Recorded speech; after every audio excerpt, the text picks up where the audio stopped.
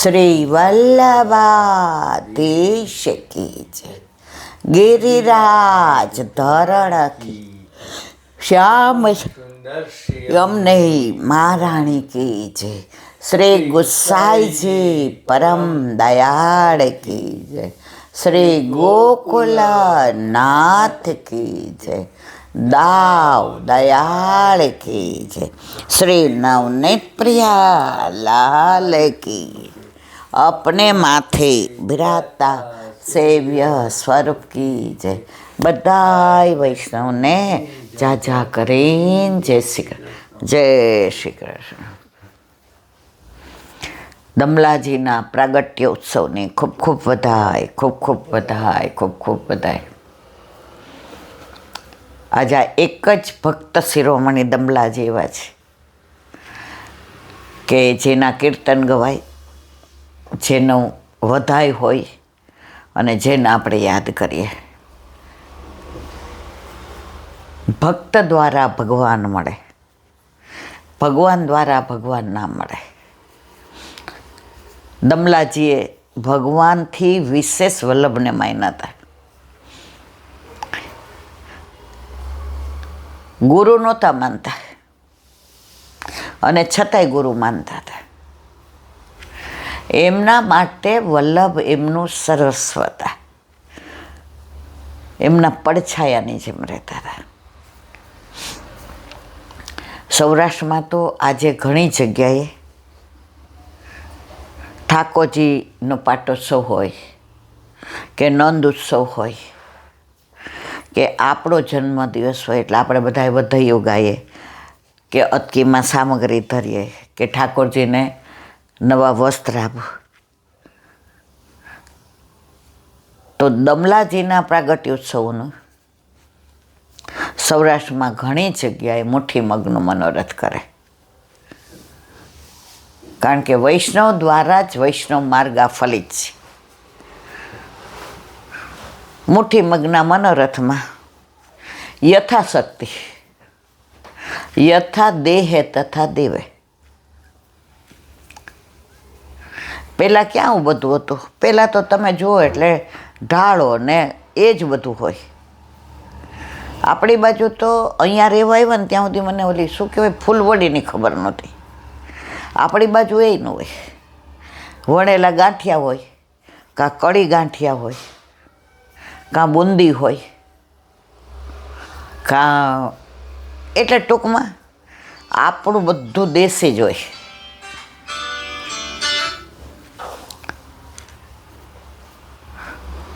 અને વાતાવરણ એવું હોય કે એકબીજા મળે તો તરત દમલાજીના પ્રાગટ્યની ઉત્સવની વધાઈ આપે. આજે ઘણા વૈષ્ણવ ચંપારણ ગયા છે તો ત્યાંથી વધાઈનો ફોન આવ્યો.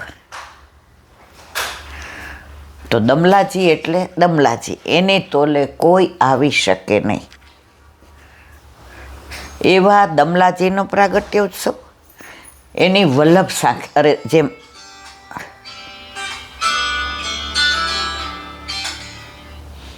જેમ વલ્લભ સાખી છે એમ દમલા સાખી છે. મને હા બેટા આવો એમ દમલા સાખી છે. એનું આજે વર્ણન આપણે કરીશું. તો એવું આજે ષષ્ઠનિધિ કાશીમાં મુકુંદરાય છે, એમનો પ્રાગટ્ય ઉત્સવ છે. ષષ્ઠનિધિમાં મુકુંદરાયજી, કલ્યાણરાયજી અને બાલકૃષ્ણજી. બાલકૃષ્ણજી સુરતમાં, કલ્યાણરાયજી વડોદરામાં અને મુકુંદરાયજી કાશીમાં. એક મિનિટ આને કંઈ ધીમું બોલ બેન. એવા મુકુંદરાયજીનો પણ આજે પાટોત્સવ. કાલથી વસંત પંચમી. દમલા સાખી મેં શોધી રાખ્યું છે, આપણે એ ગાય અને પછી કાલનું વસંત પંચમીનું પેલું કરી અને આગળનો સત્સંગ કરીએ.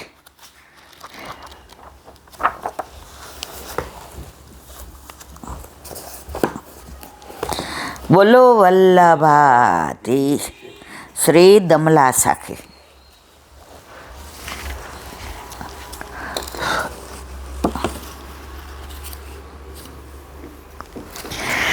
શ્રી દમલાજી અવતરે પુષ્ટિ સૃષ્ટિ કે હેત, શ્રી દામોદર આદિ જન ક્રીડત કે સંકેત, શ્રી દમલા ક્રીડત કે સંકેત. દમલાજી અવતરે પુષ્ટિ સૃષ્ટિ કે હેત. જો કારણ નથી લખ્યું, હેત. તમને બહુ કોઈના ઉપર પ્રેમ હોય ને અને કારણ વિનાનો હોય, કોઈના ગુણ જોઈને પ્રેમ, કોઈનું રૂપ જોઈને પ્રેમ, કોઈનું સ્ટેટસ જોઈને પ્રેમ, કોઈનો પ્રભાવ જોઈને પ્રેમ, ના, આ હેત છે. તો કે છે શ્રી દમલાજી અવતરે પુષ્ટિ સૃષ્ટિ કે હેત. હેત એટલે પ્રેમ, પ્રેમે નહીં, સ્નેહ, સ્નેહ બી નહીં. જેને પ્રેમ કરતા હોય એની તુલના કોઈ સાથે ન કરી શકાય, એને હેત. તો દમલાજી શેના માટે પ્રગટ્યા? પુષ્ટિ સૃષ્ટિના હેત માટે. જો દમલાજીએ ગોવિંદ ઘાટ ઉપર વલ્લભે પૂછ્યું કે દમલા તુને કછું સુન્યો, જો એણે હા પાડી દીધી હોત તો અત્યારે આપણે બધા હજી રખડતા જ, એકલા દમલાજીનો જ ઉદ્ધાર થાત. પણ આ તો હેત બધા માટે. એ દમલાજી જેવો જવાબ આપી શકે, જે રાજ સોન્યો સહી પણ સમજો નહીં. જો એ સમજી ગયા હોત તો અત્યારે આપણે બધા મંદિરે મંદિરે માથા ટેકવે અને દેવે દેવે દીવા કરે. શ્રી દામોદર આદિજન ક્રીડત કે સંકેત. વલ્લભની બોડી લેંગ્વેજ, વલ્લભની છાયા ઉપરથી, વલ્લભના બોલવા ઉપરથી સમજી જતા દમલાજી, પૂછવાની જરૂર ન પડતી. ક્રીડત કે સંકેત, સંકેતમાં સમજી જતા. ગણના ચોરા જના ધર્મી ધર્મ પ્રકાશ, દ્વાદશ અંગી અંગ સબ ગુણાતીત નિરધાર, શ્રી દમલા ગુણાતીત નિરધાર. ગણના 84 જણા, વલ્લભના જે 84 વૈષ્ણવ, એમાં પહેલા વૈષ્ણવ દામોદરદાસ હશે. પહેલું બ્રહ્મ સંબંધ ગોવિંદ ઘાટ ઉપર શ્રાવણ શ્યામલે પક્ષે એકાદશી દમલાજીને આપ્યું. ધર્મી ધર્મ પ્રકાશ. જુઓ,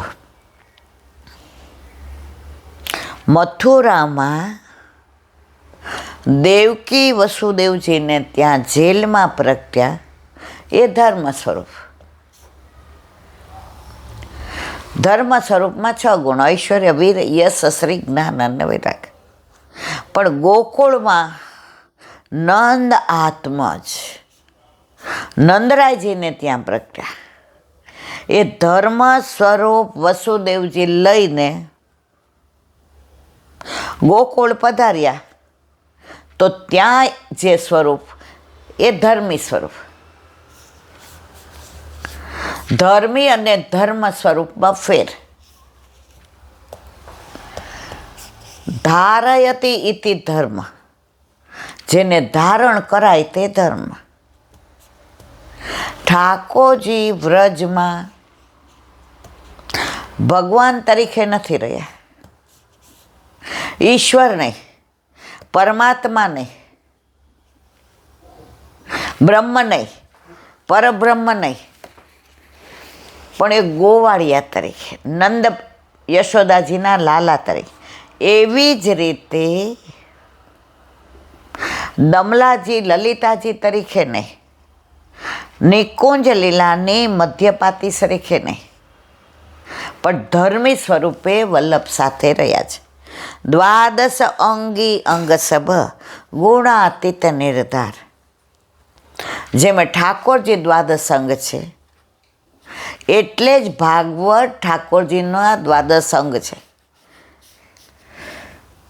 જેવી રીતે ઠાકોરજીના 12 અંગ, એવી રીતે ભાગવતના પણ. એવા દ્વાસંગ આપણા વલ્લભ. એના અંગે કોણ?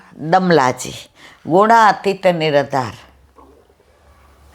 એના ગુણ ક્યાં સુધી ગાઈ શકું? પ્રકટ કિયો પંથ તો હિત, હે મમ રસ કો પાત્ર, દોષ ટલે મહાસુખ ભરે, યા કે સ્મરણ માત્ર શ્રી દમલા, યા કે સ્મરણ માત્ર. પ્રગટ કિયો પંથ તો હિત. દમલા એ માર્ગ તેરે લીએ પ્રગટ કર્યો. આપણે બધા દમલાજીના અંશ છીએ. વલ્લભ કુળ બધાય વલ્લભના વંશ છે. આપણે બધા અંશ છીએ. તો કે છે પ્રગટ કિયો પંથ તો હિત. દમલાજી માટે આ માર્ગ પ્રગટ ના થયો હોત તો આપણે પણ આ જે આવા વૈષ્ણવ ના હોત. આપણે પણ ચારે બાજુ રખડતા ને ભાટકતા. હે મમ રસકો પાત્ર.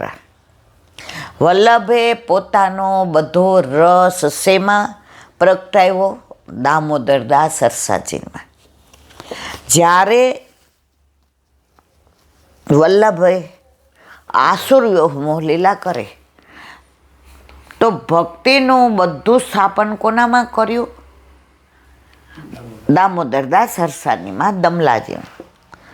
એટલે પછી નાની ઉંમર હતી ગુસાઈજીની. એટલે કાંઈ પૂછે તો માતાજી મહાલક્ષ્મી એવું તરત કે લાલન तो को कछु भी पूछनो हो तो दामोदरदास जी को पूछ्यो. कारण के वल्लभ बधु स्थापन कोना अंदर पधरावीने गया था? दामोदરમાં. આપણને એમ થાય કે કેમ ગુસાઈજીમાં નહીં, કેમ ગોપીનાથજીમાં નહીં. આ માર્ગ વૈષ્ણવ દ્વારા ફલિત છે. તો દમલાજી પ્રથમ વૈષ્ણવ હતા એટલે બધું એની અંદર સ્થાપન કર્યું. કારણ આ માર્ગ જ વૈષ્ણવ દ્વારા ફલિત છે. પછી કે છે દોષ ટલે મહાસુખ ભરે, યા કે સ્મરણ માત્ર. દમલાજીનું નામ લ્યો, દમલાજીની વાર્તા કરો, દમલાજીના ગુણના વિવરણ કરો, દમલાજીના વલ્લભ સાથેના સ્મરણ કરો, તો તમારા હૃદયમાં રસ ભર્યા વિના રહીને. એક વૈષ્ણવ છે, એના ઘરે સૌરાષ્ટ્રથી 7-8 વૈષ્ણવ આવ્યા. એટલે પછી એણે કીધું કે અમે અહીંયા નરોડા ઝારીજી ભરવા આવ્યા હતા. હવે રાતના અમને બસમાં બીક લાગે. આ લગભગ 40-50 વર્ષ પહેલાંની વાત છે. 40. આપણે હજી નવા રહેવા આવ્યા હતા. એટલે એ ગામડેથી આવ્યા હતા. એટલે ઓલા વૈષ્ણવના ઘરે ગયા. એ કે અમે રાતવાસો તમારા ઘરે કરીએ કે? એ કે મારા વાલા આયે મેરે નંદન કે પ્યારે. એ કે આરામથી રહ્યો. એ કે આવી રીતે નરોડા ઝારીજી ભરી અને અસારવા ગયા હતા. તો એટલો આનંદ કર્યો. તો ત્યારે તો બસ ખખડ ધજ ખાટલા છે અને જે ટાઈમે કીધું હોય એ જ ટાઈમે ઉપડે. અત્યારે જે આ 5-5 મિનિટ મળે છે એવું 40-50 વર્ષ પહેલાં નહોતું. એટલે કે સવારે અમારી બસ 8 વાગ્યાની છે ગીતા મંદિરે. પહેલાં આવી પ્રાઇવેટ બસ હોય નથી, એક જગ્યાએથી મળે ગીતામાં. એટલે કે અમે વયા જાશું. એ કે બાપા રહ્યો ને મારવાલા. હવે રાતના તો એણે તો લાપસી ને મગ ને પૂરી ને ભૂજાના ઠાકોરજીને સેનભોગમાં તૈરણ લીધું. હવે જે વૈષ્ણવને ઘરે ગયા હતા એ કોણ હતું? એ જે 8-9 વૈષ્ણવ હતા એની વહુના કાંઈક માસીજી કે થતા હતા. એટલે ત્યારે તો ફોન લગભગ 100-1-2 ઘરે હતા. એટલે એની વહુએ કીધું હતું કે માનો કે તમારે અજાણ્યા ગામમાં જાઓ છો, કોઈ ઓળખીતું નથી અને બસમાં જાઓ છો, અને આગલા દિવસે બધાએ ઉપવાસ કર્યો હતો, કારણ કે નરોડામાં ઝારીજી ભરવા હોય તો ઉપવાસ કરવો પડે. તો તમે આ એડ્રેસ લઈ જાઓ. એટલે પછી એમણે કોકને અસારવા એડ્રેસ બતાવ્યું. એ કે તમે અહીંથી ને સીધા હું બસમાં જાઉં છું એમાં મારી હારે બેસાવ, તમારું આવશે એટલે હું તમને ઉતારી દઈશ. એટલે બિચારાને ખબર હતી, પણ વૈષ્ણવ હતા એ ખબર હતી, કારણ કે એ કે ઝારીજી ભર્યા અસારવા ગયા, અને જો કોક અન્ય માર્ગીને ત્યાં લઈ લઈએ તો આપણું તો વ્રત ભાંગી જાય. એટલે એને ખબર હતી. વહુએ કીધું હતું કે બા એમના ઘરે 8 આમની સેવા છે. પેલા સાસુ ને મમ્મી નહોતા કહેતા, બા જ કહેતા હતા. હું પરણીને આવી તો બા ને બાપુજી જે રેખા કિરણ કે હું કહું. હવે આ તો રાજી રાજીને થઈ ગયા કા. હવે રાતના બધાએ પ્રસાદ લીધો. હવે જે 8-9 વૈષ્ણવ હતા ને રોજ ગામડામાં સત્સંગ કરતા. હવે ગામડામાં તો ડેલી બંધ મકાન ને ફળિયા ને એક ડાળીઓનું ઓસરીને, હવે અહીંયા તો આ 2 રૂમ રસોડામાં વૈષ્ણવ રહેતા હતા. શહેરમાં તો એવું જ ને. એટલે ઓલાને કીધું કે તમે એક રૂમમાં, એ કે અમે બધા એક રૂમમાં હોઈ જશું, અમને તો નીચે ફાવી. એ કે ના ના, એ કે નીચે દોષ ટલે મહાસુખ ભરે યા કે સ્મરણ માત્ર. તો આપણે વાત ઓલા વૈષ્ણવની કરતા હતા. હવે રાતના ઓલા લોકોને કીધું કે તમે, એ કે જો બેન શહેરમાં તો તમે, એ કે ના ના વૈષ્ણવ અમારા ઘરે, અને એ અતિથિ તો માં માનતા જ નથી, અતિથિ તો મર્યાદામાં. આ તો વૈષ્ણવ. એ કે આજે 8-9 વૈષ્ણવ આવ્યા. કે તો રાતના ઓલા લોકોએ કીધું, બહારનું આડું કર્યું. એ કે હવે આપણે સત્સંગ કરી લઈએ, આપણો નિયમ છે ને તો વાંજ્યો ન જાય. ત્યાં ઓલા બેન બહારથી સાંભળી ગયા. એ કે હે મારા વાલા સત્સંગ કરો છે? તો હું આવું અંદર. એ કે એટલે તમારું ઘર ને તો, એ કે આ ઘર મારું નહીં, ઠાકોરજીનું હતું ને એટલે તમે આવ્યા. મારું હોત ને સગાવા લાવે, પ્રભુનું છે ને એટલે વૈષ્ણવ આવ્યા. એ કે આવી જાઓ, કારણ કે આના દીકરાઓ અને એનો દીકરો એટલે બધા હારે રહેતા હતા. એટલે જે આ રૂમ હતો ને એમાં દીકરાનો દીકરો અને દીકરાની દીકરીને આ બા, આ 3 જણા સૂતા હતા. ભાઈ શહેરમાં તો એવું જ હોય ને, મધ્યમ સ્થિતિએ